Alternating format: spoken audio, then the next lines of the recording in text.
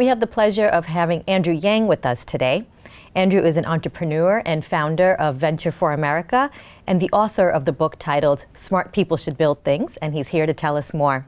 Andrew, thanks so much for joining us today. Well, thanks for having me. It's a pleasure. So your book starts out by saying, we've got a problem. Our smart people are doing the wrong things. Tell us more about your book. My book's called Smart People Should Build Things, and it was born out of a decade or more of my career.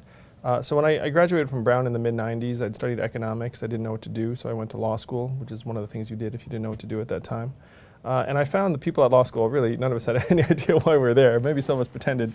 And then law school clarified very little about one's path in life, and so I became a corporate attorney here in New York. And I found it was a bad fit, so I then left to start an ill-fated company during the first dot-com bubble that didn't do well. It failed. And then the question I faced then is the question the book tries to address, which is how do you develop young people to become entrepreneurs instead of lawyers? Since I tried to be an entrepreneur, it didn't work out so well. And so I then learned from a more experienced entrepreneur and went on to become the CEO of a company. So the book is about how we're channeling way too many of our smart young people to law, finance, consulting, grad school, and other fields, and not driving them to early stage companies that will end up creating jobs and opportunities throughout the economy. Who is the target audience for your book? Who would benefit most from reading it? Who would enjoy reading it most? You know, I think a lot of people can relate because I talk to hundreds of young people, and they feel this real pressure to achieve, succeed, find the path forward. But we live in an era where the paths forward are not as predictable and certain as they used to be. I mean, you look at the big 5 paths for smart college graduates today. Law school has fallen out of favor. Bloomberg Businessweek projects 176,000 unemployed or underemployed law school graduates by 2020, so that's not what it used to be. Doctors are consistently characterizing medicine as not what it used to be in terms of the career path. Grad school academic positions are constricting. So you have young people that really badly want to find a path forward, but then the traditional paths they have greater and greater uncertainty about. So I'd say any young person who's trying to figure it out, trying to figure out their career and the path forward. So let's talk a little bit more about your book. Part 1 of your book details our current system of allocating talent, where our top graduates go to work, and what they're doing, and why it's not leading the country towards the direction we should be going in. Tell us more about this. So there are 6 big paths for smart college kids today. Financial services, management consulting, law school, med school, grad school, and Teach for America. And these 6 paths will comprise between 50 and 65% of college graduates and will direct them disproportionately to just a handful of markets: New York, San Francisco, DC, Boston, Chicago, and LA. So we have tons of talent going to professional services and graduate programs that aren't directly influencing job creation at the ground floor, which is these early stage companies, and not enough talent heading towards companies that can grow to become the next generation of Fortune 500. So the metaphor I use is that we're spreading a lot of our talent like icing and then not baking the cake, where if you have a really smart kid who goes to become a banker, consultant, or lawyer, they're typically serving very mature companies that are trying to do complex deals. And mature companies tend to be just about zero net job creators. They'll hire, they'll fire, but they'll more or less, Fortune 500, the employment stats, if you look at them, are actually constant. So if you want job growth, what you want is those smart young people going to really small new firms that have 5, 15, 50 employees and trying to grow them to become 500 or 5,000 employees. In cities around the country too, because we can't just be pumping all of our talent into New York, Silicon Valley, and DC because it's not good for anyone. It's not good for those people, the society, or the economy. So with so many of our top graduates going into professional services like banking and law, your book outlines why this isn't a good thing for job growth. Tell us more about that. One of the things that I've gotten feedback on the book is that people who've gone to certain schools say, wow, this describes my experience completely to a T. And then other people who've gone to other schools say, like, wow, I really had no idea that was going on. So what's happened, unbeknownst to a lot of people, is that there's this massive war for talent, where certain firms, Google, McKinsey, Facebook, JP Morgan, places like that, spend tens of millions of dollars recruiting hundreds, thousands of young people every year. Teach for America, which is one of the largest recruiters of national college university graduates, spends $38 million on recruitment and selection alone in the last year record. So if you extrapolate that over all of the major banks, consulting firms, and tech firms, you're looking at maybe hundreds of millions of dollars being spent directing young people to very specific places. So policymakers and people who are looking at this, they think that a 21, 22-year-old is somehow like thinking about what field they want to go into and saying like, oh, I like, journalism, or I like finance or something like that. But the truth is that from the time they're juniors in college, they're being bombarded with resources. One firm spends so much on recruiting that they'll pay college students $100 to tell them why they chose not to participate in the process. That's not like $100 come to my firm. It's like $100 just to talk to me about why you didn't come to my firm. So what our young people are doing is just a subject to how much is invested in recruiting them. And the sooner we open our eyes to that and then engage meaningfully in what that means for different regions, for the economy, for society as a whole, the better off we'll be. Your book made a point about, yes, there needs to be more entry points for young graduates to actually become entrepreneurs at the university level, at the graduate level, government support. But there is a bit of a mindset issue when it comes to, when you go beyond that, right? When you look at upbringings and what are the expectations from your parents, right? And so the mindset is one thing, but the resources is another. Like if I teach a person in college to value certain things, let's say I tell them go change the world or like do something really idealistic, and then the graduation speech happens and they go out into the world, and then who's there waiting for them? Really the question is who's there waiting for them. They can have a mindset oriented towards idealism, but if the only options they're being given are banking, consulting, law, then that's what they're going to do. So what my organization, Venture for America, does is it gives them a concrete option to come join Venture for America, and we will train them. We will bring in McKinsey and IDEO to train them for 5 weeks, and then they will go work at a startup in Detroit, Baltimore, New Orleans, St. Louis, another city around the country. They'll work there for 2 years. They'll either become a manager and leader at that company, and then great. Or if they want to start their own company, we have an accelerator and seed fund to help them do that. So it's not about changing a mindset, it's about actually putting resources to work. The comparison I draw, and I went to law school, and there are a lot of unhappy lawyers I know, but if you're a young person, you don't know what to do, and you decide to go to law school, your parents will think it's a great idea. It's easy to find, you don't have to figure it out, and the government will give you a $100,000 loan, no questions asked. If you want to start your own business, your parents will think it's a terrible idea. It's super hard to find, and no one's going to give you a $100,000 loan. And meanwhile, the law school industrial complex is being subsidized by the government to the tune of hundreds of millions of dollars in loans per year, and we're churning out lawyers that the economy doesn't need. And there's an equivalent shortage of entrepreneurs starting businesses around the country. So that's a very long-winded way of saying it's not about the mindset, it's about creating equivalent choices. So I certainly didn't mean to diminish that a mindset is very important. So one thing I like to point out is that entrepreneurship education programs, degrees, certificates, departments have quadrupled in the last 20 years. It's all the rage on college campuses around the country.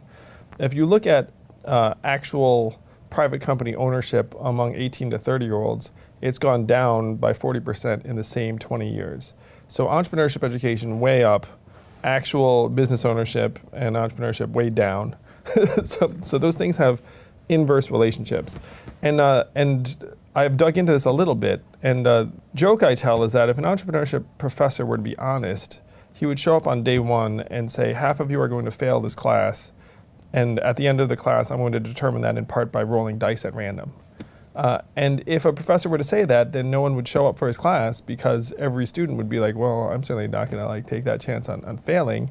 But that's what actual entrepreneurship would look like in terms of outcomes, because a majority of businesses will fail, particularly if someone's inexperienced from the get-go. So So that's one. Another thing is, if they showed up, they could say, "Hey, I'll come back in 3 months and see what you did." I mean, like that would also be a pretty accurate depiction. So we need to create a culture that will actually accept failure, and our academic environment does not do that at all. If you look at college environment, if you get an F, that's a 0 in your GPA. It will like submarine it immediately. You won't get into any graduate programs, have a hard time getting jobs. So that's our system. You certainly are not going to get into a really selective college if you have a high school transcript dotted with Fs. It's like, so we're not rewarding failure. We have like a lockstep system that has people graduating from college having done virtually nothing in a non-school environment by the time they're 22. And so then it's logical for them to just try and figure out the next step. So if we were to want to change the mindset, we'd have to start early and say it's okay to fail, it's okay to try something you're going to be terrible at and just use it as a learning experience. It's okay to have some free time and freedom. And it's okay to not go straight through school. Like, it's okay to have gap years. The more we can get the world outside of the classroom into the system before someone graduates from college, the better. So that's co-op programs in college, that's gap years before college, that's work throughout the school year. Anything like that pushes in the right direction. So how is that done? How do you create equivalent choices? What is the government's role in this process? What are universities' roles in this process? What needs to be done? So the government is funding just about all of these paths, either directly or indirectly. So I talked about Teach for America's $40 million recruitment budget. The government gives Teach for America $80 million a year out of its $200 million budget. So they're saying like, hey, it's a great idea teaching. And we can say that's probably a good thing. They're subsidizing law school loans, again, hundreds of millions of dollars a year. You could argue that might be a little bit excessive. Med school, all federally funded. Med schools essentially have like massive tax breaks and research dollars. Grad schools the same way. So what policymakers need to do is they need to look at what they're incentivizing and what they're not incentivizing and either pull back on one or invest in the other. On the college side, truthfully, most colleges don't do a great job of figuring out what happens after people graduate. They have a career services office that primarily just receives incoming interest. So the career services office at Duke just has a bunch of banks and consulting firms there hanging out being like, hey, love Duke students. And then the career services people are like, great. So universities should invest meaningful dollars in rewarding and incentivizing people heading down directions that might be good for society. I mean, someplace like Harvard, their tax exempt status accounts for like billions of dollars in tax breaks. They have an endowment of $40 billion. And they're actually doing this a little bit where if you're a Harvard undergrad and you work for a startup and document it, Harvard will actually give you money to pay your living expenses. So there are schools that are starting to tiptoe in this direction, but they need to go much, much further. Do you think this is the reason why there are so few entrepreneurs coming out of college? Because you mentioned the number of entrepreneurship classes that are being offered has increased, but the actual number of entrepreneurs coming out of college has decreased. So entrepreneurship classes, young people have told me that entrepreneurship classes actually discourage them because then they feel like there's this massive checklist of things that they have to have done or figure out to start a business. Whereas in the old days, someone would just start selling T-shirts or tires or whatever, and then they'd have a business before too long, and there'd be no wild market sizing and business plan writing and the rest of it. So that's something that I find a little bit discouraging about our approach to entrepreneurship in the classroom. That there need to be non-academic stakes, if you will. There needs to be real money. And it goes back to what I'd said before about resources, that if you have if you get an A, in the end of the day, that doesn't really matter. But if someone had real money on the line, then everyone would take it a whole lot more seriously. Another thing I'll say, and I love entrepreneurship professors, virtually all of them are really positive influences and good people. But I find entrepreneurship classes much more compelling when the professor is an operator or someone who's run a business. And that is generally not the case. Oftentimes people who are running entrepreneurship classes haven't actually done that. And not a knock on them. I mean, but it is something that I've seen that makes a difference. So when we talk about instruction, let's say I were to teach a class on how to raise $2 million. And I could give you like a step-by-step, blow-by-blow, here's exactly what you do, and I would teach 100 people. At the end of that class, how many of them could actually go out and raise $2 million? Maybe like 1% of them, maybe 2%. And that 1 or 2% probably had a rich family, honestly. So that's like one of the problems with trying to teach entrepreneurship, is that it's not like it's more of like an action and interfacing with the world than it is like a discrete set of skills.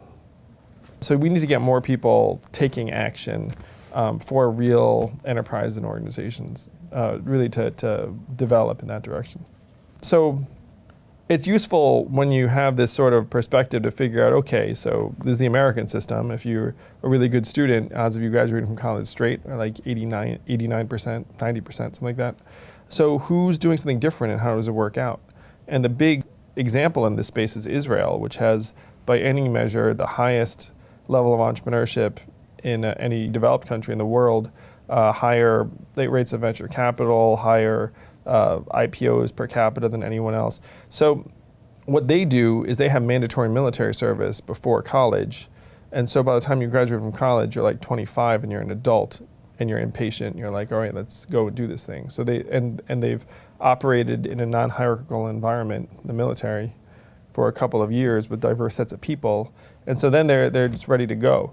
One of the things that science tells us is that our brains don't finish wiring until we're between 25 and 30. So the Israelis, by the time they graduate from college, they're essentially mature adults. In our case, we graduate when we're 22, if we're lucky. And then what happens in those next several years ends up becoming hugely formative in terms of our identity, our way of thinking. So we either have to get experiences earlier in the process, or what Venture for America is doing, obviously, is we're just supplementing post-college.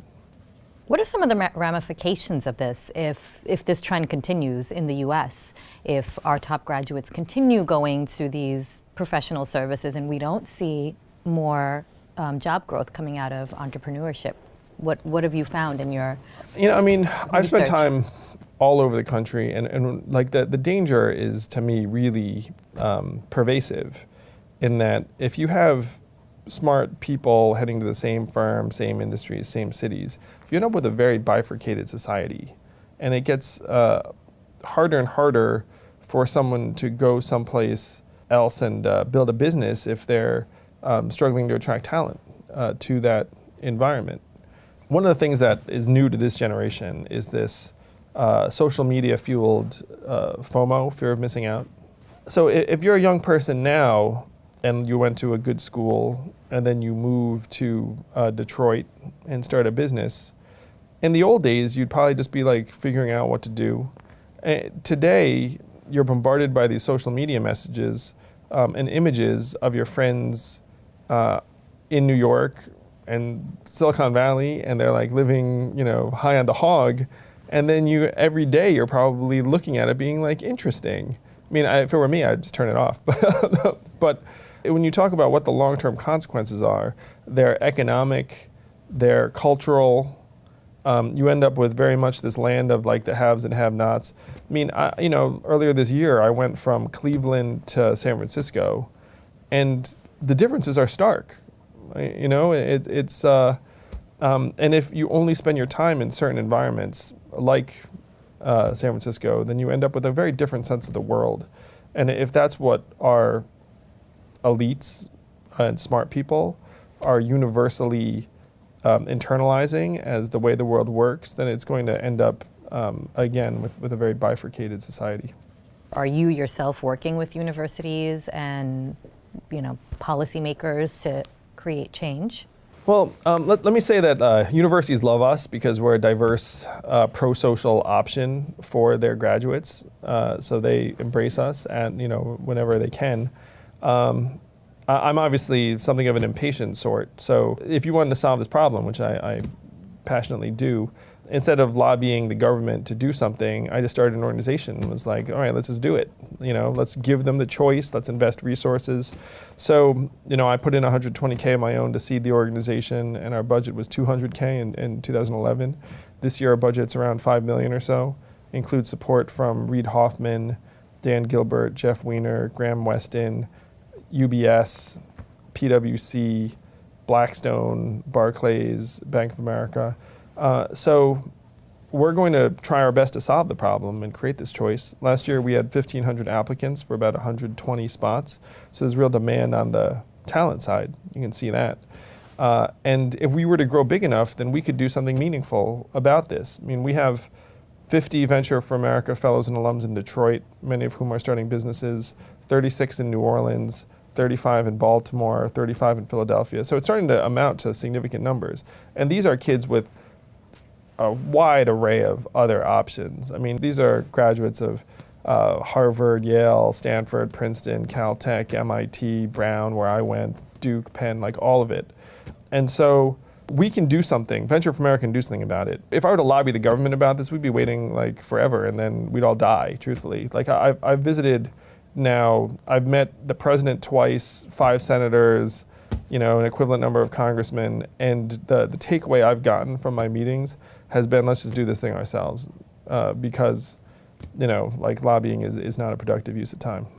As an example in your book, you make a point about how some of the most productive people we know, like Mark Zuckerberg, Michael Dell, if they had gone into professional services, the world we'd be living in today would be very different. So can you tell us a little bit more about what their contributions have been to the economy, and maybe some statistics that you might have come across in your research around that? Growth companies account for approximately 2/3 of new net jobs in the economy. And you can take someone like Michael Dell, who literally showed up at UT Austin planning on going to med school. He, even down the stretch after he'd started Dell out of his dorm room, he was still like, should I go be a doctor? Now it seems ridiculous, because obviously he should have been an entrepreneur and started Dell. And Dell just bought EMC, and I think it's the largest tech deal in history. I mean, it's like a $37 billion deal or something staggering. So Dell alone, if you were to go down to Austin, you see it accounts for thousands of jobs, thousands of other jobs around the world, billions of dollars in commerce.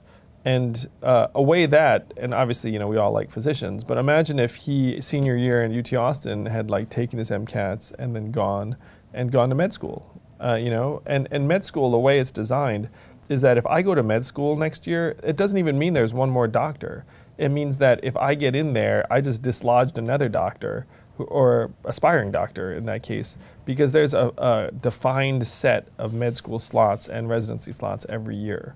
So I'm not even creating another doctor. It's just the difference between me and the person who would have been a doctor but never got in. So if Michael Dell becomes a doctor, that's not even one more doctor. It just means it's the difference between this doctor and the So look at that value gap, the gap between thousands of jobs around the country, billions of dollars in commerce, versus the difference between Michael Dell and the worst, because I'm sure Michael Dell would have gotten into med school if he decided to do so.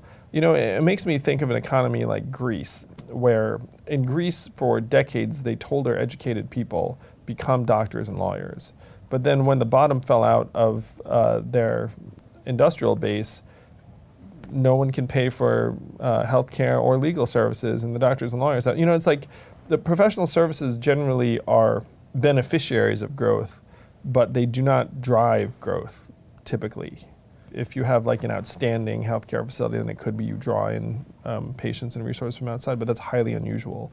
For the most part, these industries are service industries that only can exist and prosper if there is existing commerce to support them. So tell us more about Venture for America, which you founded, Yes. and why you decided to start this. How did you come up with the idea? I became the CEO of an education company called Manhattan GMAT, and we help people get into business school. So I personally taught the analyst classes at Goldman Sachs, McKinsey, JP Morgan, Morgan Stanley, and I encountered hundreds of very smart, very ambitious young people who weren't that excited about what they were doing. You could tell because they were taking the GMAT to go to business school to figure it out and hit the reset button and take out a lot of loans and take a break. And so I saw it over and over again, and it reminded me of me at Davis Polk, the law firm, where I was there and I was like, what am I even doing here? And so I thought, like, wow, this really should be improved on, because these are some very high potential, high achieving young people. At the same time, I was heavily exposed to Teach for America, which had successfully channeled thousands of young people to needy schools around the country. And so I thought, wouldn't it be amazing if there was a Teach for America for entrepreneurship in places like Detroit and Baltimore and St. Louis? And so I thought, yeah, that would be great. Like, well, what would you call that organization? And so, not being very imaginative, I said, Venture for America. It seems like very wholesome. So my company was acquired by the Washington Post in 2009. And so I then said, someone should start Venture for America, and I decided that I would do it. So I put down some seed money myself and then launched in 2011. And I'm happy to say we've grown every year and achieved a lot in the last 4 years. Tell us more about your achievements and how the recruitment process works. So if anyone watching this knows any smart, enterprising, aspiring entrepreneurs that are recent college graduates or college seniors, please do have them apply to Venture for America. Last year we had 1,500 applicants from around the country, and the application is fairly straightforward. Just go online. We have recruitment events at campuses around the country to drum up interest. There's actually a major documentary being shot on us right now that's going to come out next year, so that I'm sure will drive applications. So that's the talent piece. Enterprising, ambitious, recent college graduates apply, we recruit them. We get hundreds of applications. We then go through them and really try and identify people that we're excited about, not just in terms of abilities and skills, but also values and character. So if you get in, we then have a training camp for 5 weeks at Brown University with top firms like McKinsey and IDEO and Flatiron School. We put you in teams, you make best friends with each other, and then at the end of this training camp, which people enjoy the heck out of, you then go to work in a startup in one of these cities for 2 years. And at the end of the 2 years, then again, you can become a manager and leader, or you can potentially start your own firm. So the recruitment process really is just by trying to get the word out, put resources into it, telling young people, look, if you want to become an entrepreneur, we will help you do that. We will give you the training, the network, prestige, the community, the optionality, the exposure, all the things that you think you need to go to a big firm to get. We will give it to you in order to make, again, an equivalent choice. It's not like, hey, go do this thing and then we're going to make it super difficult on you. The thing that frustrates me so much is that it's like all these talented young people, and we're saying to them, hey, here are these 6 choices. What we really want you to do is the 7th thing we're hiding behind our back and going to make hard. But here are these 6 things. So we just have to give them the 7th thing and the 8th thing and the 81st thing. Just give them more genuine choices and make them rewarded, prestigious, give them the training and network and community and support and investment they want. And what cities and industries generally do you place these young graduates? So we are up to 15 cities. I can list them. It's fun. It's always fun for me. Detroit, New Orleans, Providence, Cincinnati, Baltimore, Cleveland, Philadelphia, Miami, Denver, Pittsburgh, Birmingham, Columbus, San Antonio. So the companies they work at are about half tech oriented. So one company in Cleveland is called Genome Oncology. It does cancer treatment software that sequences your DNA and then figures out what your customized treatment should be if you have cancer. So companies like that I'm happy to say are solving really diverse problems, because the way companies get started is that they get born of what these communities have resources dedicated to and also the problems that they see. So Genome Oncology, Cleveland Clinic is one of the foremost cancer treatment centers in the country. So that would be a very sensible place for it to be started.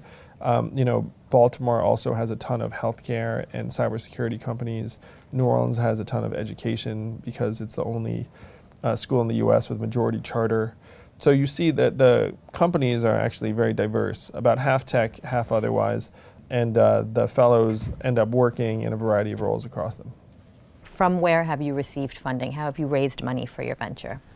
So our budget of $5 million comes from our corporate partners. So again, that's organizations like UBS, PwC, Barclays, Blackstone, Bank of America. And then we receive another couple million from major entrepreneurs, individuals, partners, and foundations in our cities. So that's Dan Gilbert, Graham Weston, the Knight Foundation, the Walton Foundation, the Able Foundation, and organizations like that. And then another million or so from our board members, our generous donors individually, and individuals across the country like Jeff Weiner, the CEO of LinkedIn, Dara Khosrowshahi, the CEO of Expedia. People like that have also been big supporters because they believe in the potential of entrepreneurship to help revitalize the country. Tell us about some of those successes, and how do you measure the impacts of what you're doing on the cities that some of these students and fellows have gone to work in? So our goal is to help create U.S. job growth. And we think it's really straightforward how you do that. First, you help supply talent to early stage companies so they can grow and succeed. And two, you train a critical mass of your top prospects to become business builders and job creators as opposed to contract editors and like transaction experts and the rest of it. Like turn them into builders. So to date, our partner companies have grown by about 1,250 jobs. So that is fellows showed up and then they continue to grow. And then our fellows themselves have started businesses that have created an additional 50 jobs or so and raised about $2.5 million. So of our 100 plus alums to date, 25% have founded or co-founded a business, which we think is shockingly high, given that we're taking 22-year-old recent college graduates and we have them for 2 years. That's a very high bar. And the remaining 75%, the majority of them are managers at an early stage company in either their original city or another VFA city. So we're looking at a success rate of 75%, which is outlandishly high. That's how we measure success. What's your vision for Venture of America? What do you hope to accomplish, let's say, 10 years from now? Well, Venture for America has a three-part mission. It's to revitalize American cities and communities through entrepreneurship, enable our best and brightest to create new opportunities for themselves and others, and to restore the culture of achievement to include value creation, risk reward, and the common good. So I would be very, very happy if 10 years from now, we have hundreds of fellows and alums around the country starting companies, being pro-social managers and leaders at organizations all across the spectrum. So that's not just businesses, it could be government, nonprofits, education. And a lot of them have those proclivities. Like they're really idealistic, very admirable young people. And that it's a thriving community of people that help each other to achieve great things in those directions in terms of trying to revive the country and put in place a new set of role models so that if you have a young person at Dartmouth, and right now, the people at Dartmouth, it's like if you want to be an ass kicker, you should go to Wall Street or McKinsey or Silicon Valley. And then you could say, or what about that Dartmouth grad who then moved to New Orleans and started this enterprise, and then now that enterprise has 50 or 100 employees and the person's doing great work? Is that worth emulating? We believe it is, and we're going to make that possible by first drawing that young person in and then sending them back to campus 5 to 10 years later to say, hey, look, I did it, and you can too. And it's not just an abstract like, hey, you can do it, and then I leave and go home and you never see me again. It's like you can apply to Venture for America. If you get in, this organization will spend $35,000 to $40,000 on you to make this possible. And again, you can tell, it's a recurring theme. It's like, we're going to spend $100,000 creating a lawyer we don't need. We should spend $35,000 to $40,000 creating an entrepreneur that can create, millions of dollars of value and hundreds of jobs.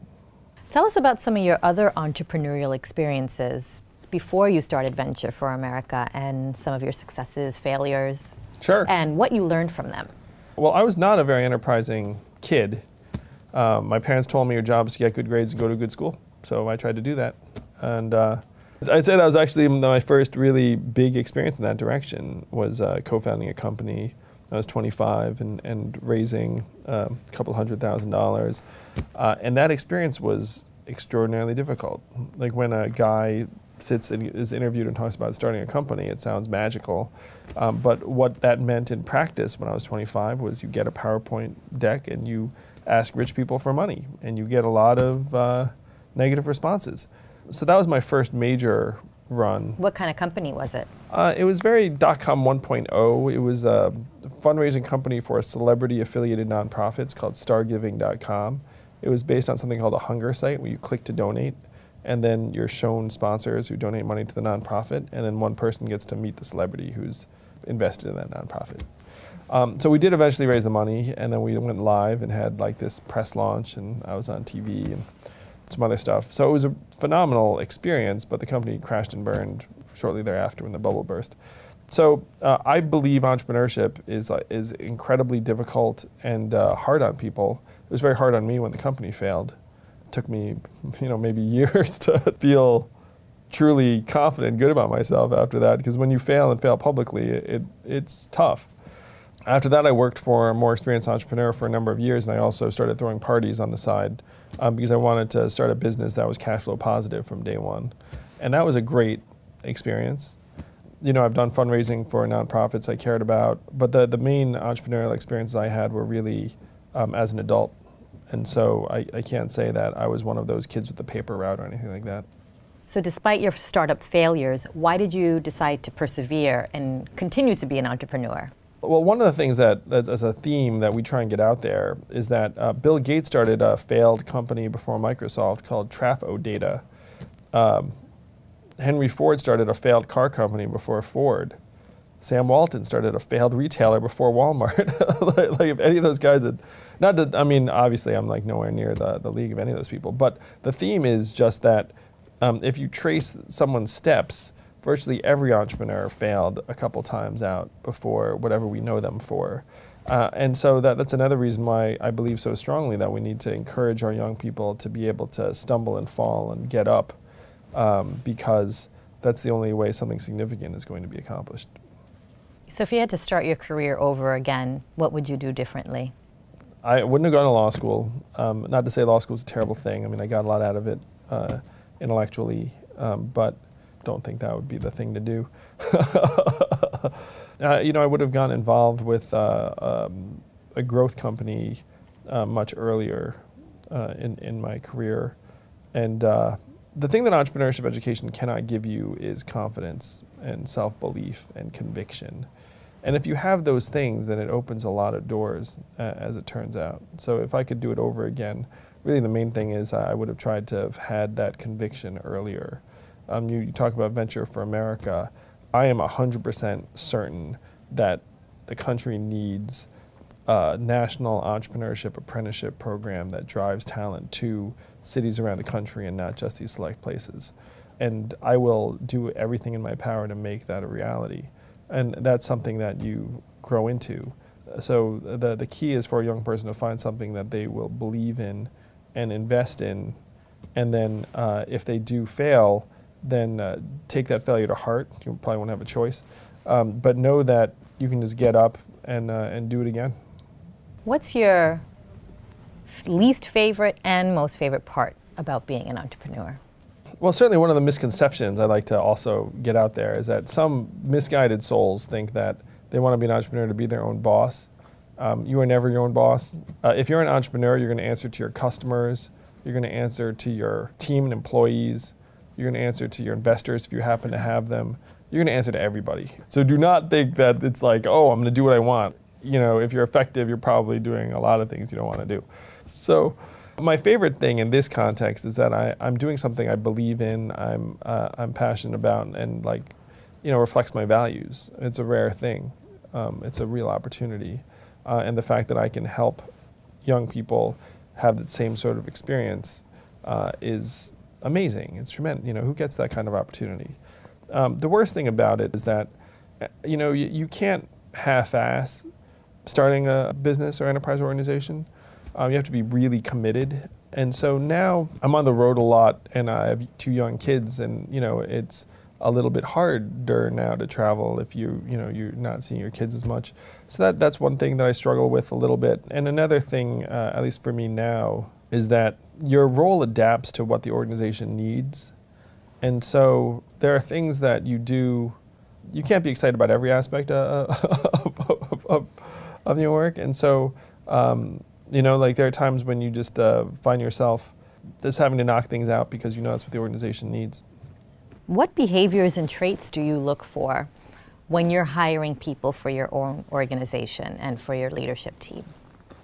Well, certainly in our organization, character is a huge deal, high level of integrity. You cannot have people who are going to be effective role models for the next generation of young person, if you have any misgivings on that level.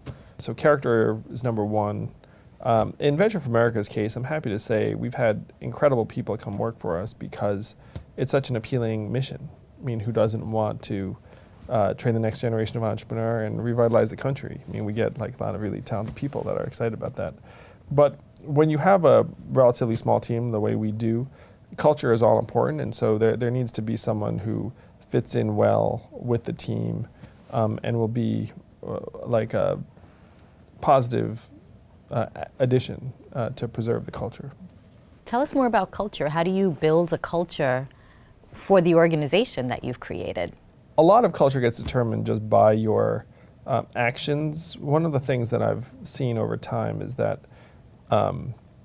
it's like being a parent a little bit, where it doesn't matter really what you say, it just matters what you do. Like you can say like, hey, don't look at your iPhone all day, and then if you just sit there and look at your iPhone in front of your kid all day, they'll be like, yeah, I guess that's what I'm going to do. So the way company cultures get built from the leaders, the CEO's point of view, is really what the CEO spends time on. If the CEO says, hey, what's really important? Spending time with their family. But then like I sat in the office like around the clock 24/7, and then like people would feel pressure to like be there and the rest of it. So you kind of have to be like, okay, like family's important. I'm gonna go home to my family. Feel free. So a lot of it's really just like trying to lead by example and bring on people that reflect what you're going for. And when you get it wrong, because everyone gets it wrong, when you get it wrong, just own up to it. Dan Gilbert's another friend and mentor to Venture for America, and Dan said something that really I agree with wholeheartedly. It's like whenever you start having doubts as to whether there's a fit, it's never going to work out. and you should make that move as fast as possible. And he said that he's been in business now for decades and built literally billion-dollar businesses. And he says that like he's never once made the move too soon. He's always made the move too late. Like he's always let it linger for too long. Do you plan on starting any other businesses? So one of the things about entrepreneurship too is that you can't leave anything half done. And Venture for America has so much potential and so much work to do that I see myself being in this role, helping us achieve our potential for years and years to come. And I'm not one of these types of entrepreneurs who can somehow do 20 things. I can only do a couple things, I'd say. So I do love businesses. It's incredibly gratifying to see some of our fellows and alums start companies, and like I love being helpful to them. It's in some ways the best part of my job. So I love businesses, I love growth companies, I love startups, and I certainly would never say never. But I've got a job to do right now, and there's a lot of work to do. Well, this was great, Andrew. Thank you so much for joining us today. No problem. Thank you for watching. We hope you enjoyed. And before we go, I want to give a huge thank you to all of our God tier patrons over on Patreon. We have to start thinking much, much bigger about what we can get done. Where's the money? Where's the money? We have the money. Where's the money? Where's the money? We have the money.